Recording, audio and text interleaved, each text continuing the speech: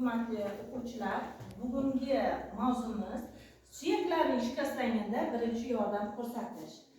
Qani bizda hammamizda mavjud kundalik turmush tarzimizda bexosdan yiqilganda yoki toyganda yoki biron bir narsani ustida chiqqanda yiqilib tushgan holatlar bo'ladi. Mana shunday bexosdan yiqilishlar natijasida qaysidir a'zoyimiz, qo'limiz yoki oyog'imiz lat yeyishi yoki shikast yeyishi mumkin. Va mana shunday jarayonlarda bizda birinchi yordam qanday ko'rsatilishi kerak?